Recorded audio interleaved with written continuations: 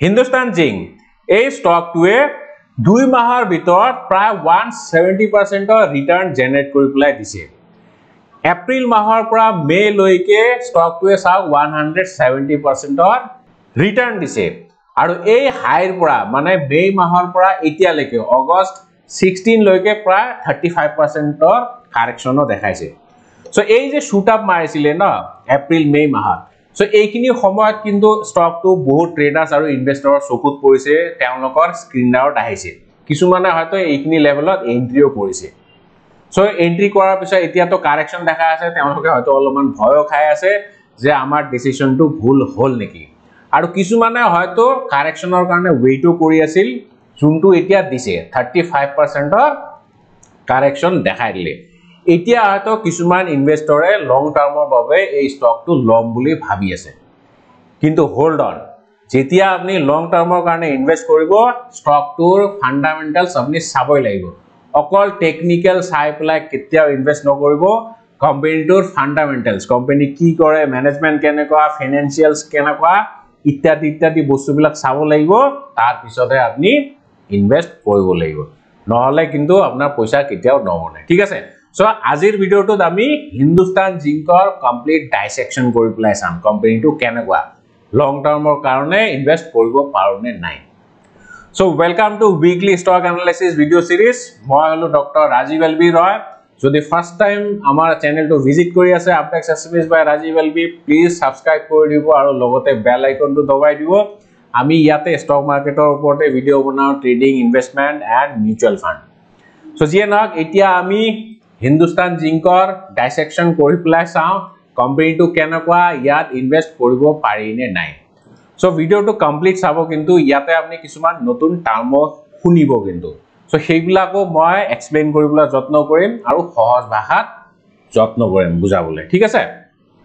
আগলৈ যোৱাৰ আগতে মই এটা বেসিক কোৱেশ্চন সুধিব পাৰো ষ্টকটোৰ নাম হৈছে হিন্দুস্তান জিংক নামটো শুনিয়ে হয়তো আপোনাৰ মাইন্ডত আহিছে এইটো এটা গভৰ্নমেন্ট কোম্পানী হয় পিএসইউ পাব্লিক সেক্টৰ আন্ডাৰটেকিং হয় সো মোক এতিয়া কওক এই কোম্পানীটো পিএসইউ হয় নে প্ৰাইভেট কোম্পানী হয় কমেন্ট কৰি পেলাই জনাব সো যদি না জানে চিন্তা কৰিব নালাগে মই লাষ্টৰ উত্তৰটো দিম কিন্তু যদি আপনি জানে তেতিয়া হলে এতিয়া কমেন্ট কৰি পেলাই জনাওক কোম্পানীটো পিএসইউ নে প্ৰাইভেট সেক্টৰ কোম্পানী হয় ঠিক আছে সো জিয়ে না এতিয়া আমি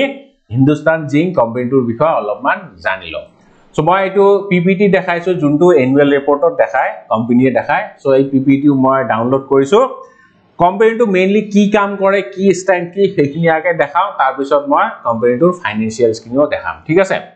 সো কোম্পানীটো কি হয় কোম্পানীটো মেইনলি হল প্ৰডিউসাৰ অফ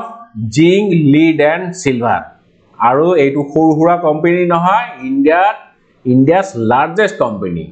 আৰু এইটো অনলি কোম্পানী দে এইটো কোম্পানী অকল লিড জিংক আৰু সিলভাৰ প্ৰডিউস কৰে আৰু ওয়াৰ্ল্ডৰ ভিতৰত সেকেন্ড লাৰ্জেষ্ট কোম্পানী হয় আৰু কোম্পানীটোৰ যদি মাৰ্কেট শেয়াৰ চাই 75% in zinc market zinc produce কৰা এইটো কোম্পানী আৰু ইয়াৰ মাৰ্কেট শেয়াৰ হল 75% ঠিক আছে মাৰ্কেট লিডাৰ হয় তাৰ পিছত third largest প্ৰডিউসাৰ of silver globally ওয়াৰ্ল্ডৰ ভিতৰত থাৰ্ড লাৰ্জেষ্ট কোম্পানী হয় সিলভাৰ প্ৰডাকশনত ঠিক আছে আৰু world's largest underground zinc mining operations অত এটো লাৰ্জেষ্ট কোম্পানী হয় ঠিক আছে আৰু কোম্পানীটো বহুত পুৰণা হয় কোম্পানীটো 1966 ত এস্টাবলিশ হোৱা মই কোম্পানীটোৰ বিষয়ে অলপমান কৈ দিও চাওক ইনকৰ্পোৰেটেড ইন 1966 সো 1966 ত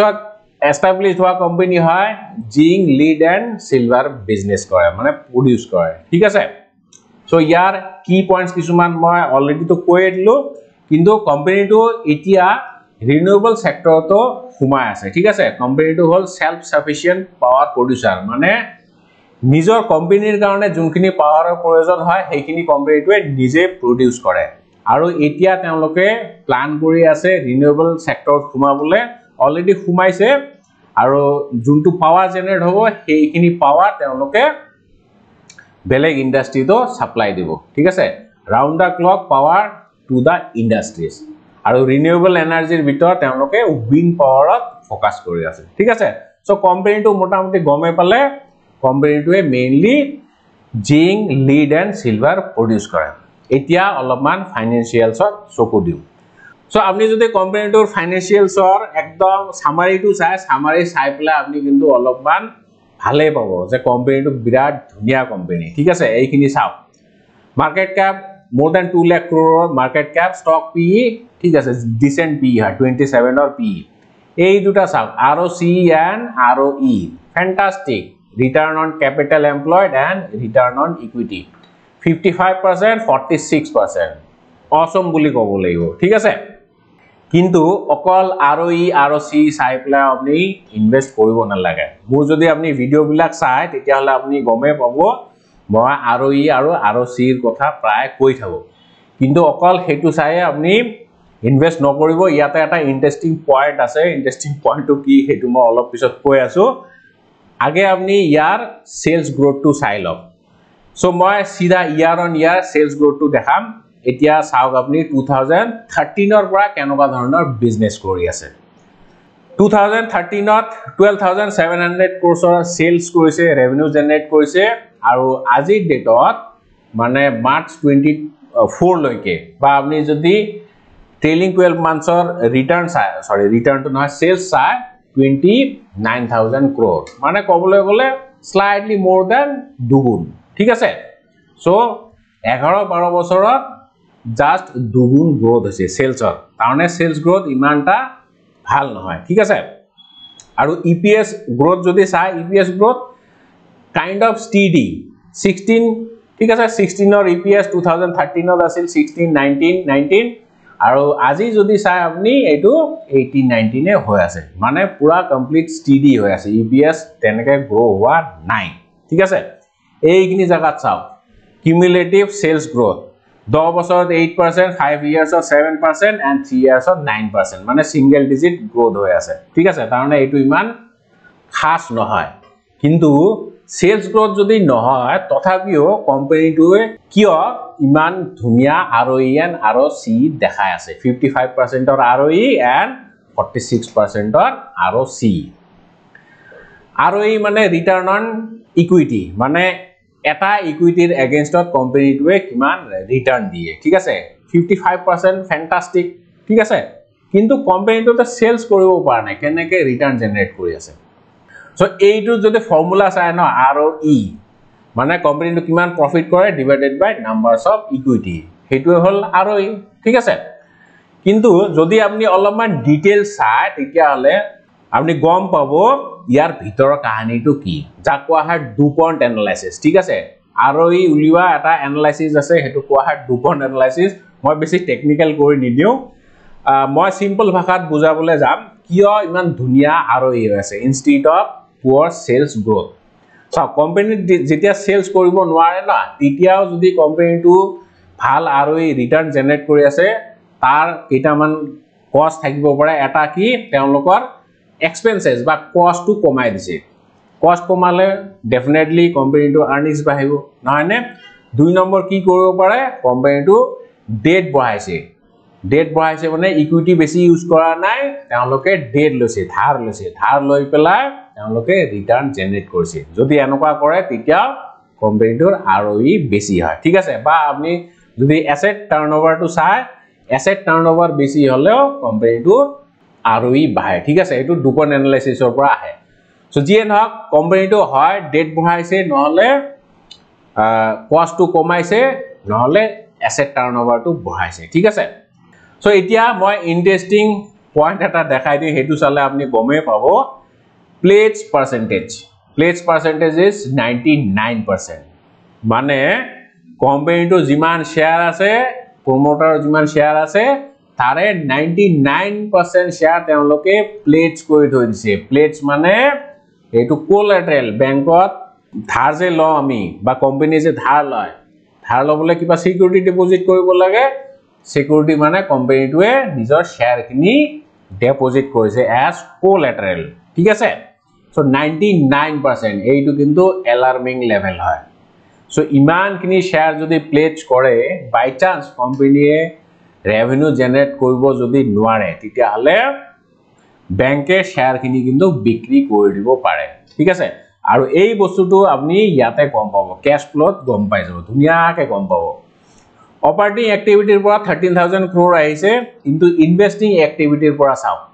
কোম্পানীটোৰ মেইন বিজনেস কি zinc silver and lead produce কৰা সো এই কামৰ পৰা তেওঁলোকে অকল 13000 ক্ৰোৰৰ বিজনেস কৰি আছে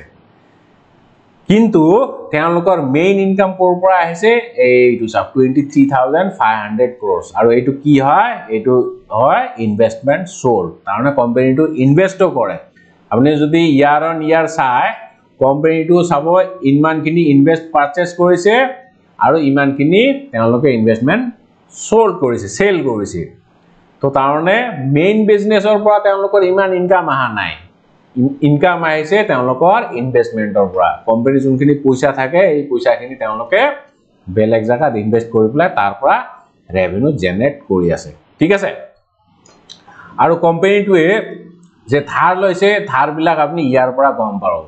এই যে ৰিপেমেন্ট অন বৰোইং এন্ড প্ৰসিডস ফ্ৰম বৰোইং মানে প্ৰসিডস ফ্ৰম বৰোইং মানে কোম্পানীটোৱে ধাৰ দি পেলাই যোনটো ৰিটাৰ্ণ পায় হেতু কয় প্ৰসিডস আৰু এইটো ৰিপেমেন্ট অফ বৰোইং মানে বছৰি বছৰি তেওঁলোকে 15000 ক্ৰোৰৰ ইএমআই পৰিশোধ কৰি আছে ঠিক আছে তাৰমানে কোম্পানীটো বহুত লোন লৈছে ইএমআই 15000 ক্ৰোৰৰ দিব লগা হয় ইয়াৰলি ঠিক আছে তো গম পালে আৰু এই কিয় বেছি হৈছে আৰু এই বেছি হোৱাৰ মেইন কাৰণ হল তেওঁলোকৰ মেইন বিজনেসৰ পৰা ইনকাম আহা নাই এইটো এক নম্বৰ কাৰণ ইনকাম আহিছে তেওঁলোকৰ ইনভেষ্টমেন্টৰ পৰা আৰু দুই নম্বৰ কি তেওঁলোকে শেয়াৰ প্লেজ কৰিছে প্লেজ কৰি পেলাই ধাৰ লৈছে ধাৰৰ পৰাহে তেওঁলোকে ৰিটাৰ্ণ জেনাৰেট কৰি আছে ঠিক আছে মানে কোম্পানীটো লোন লৈ পেলাই ৰিটাৰ্ণ জেনাৰেট কৰি আছে ঠিক আছে ইকুইটি বেছি ইউজ কৰা নাই এতিয়া প্ৰথমতে যে মই কোৱেশ্চনটো খুদিছিলো কোম্পানীটো পিএসইউ কোম্পানী হয় নে এটো এটা প্ৰাইভেট সেক্টৰ কোম্পানী হয় সব কোম্পানীটো এস্টাবলিশ হৈছে 1966 ত তেতিয়া কিন্তু কোম্পানীটো গভৰ্নমেন্ট কোম্পানী হৈছে ঠিক আছে আৰু 2016 ত কোম্পানীটোৱে ডিসইনভেষ্টমেন্ট কৰিলে বা ডাইভেষ্টমেন্ট কৰিলে তাৰনে শেয়াৰখিনি বিক্ৰী কৰিলে আৰু শেয়াৰখিনি কোনে কিনি ললে শেয়াৰখিনি কিনি লৈছে বেদান্তা গ্ৰুপে ইয়াতে দেখিছে না প্ৰমোটাৰ হল Vedanta group so promoter holding কিমান প্ৰায় 65% মান ঠিক আছে এইটো এফআইআই ডিআইএস আপ and governmentor holding এতিয়া কিমান আছে 29.5% ঠিক আছে so majority of the stock has been sold by government মানে president of India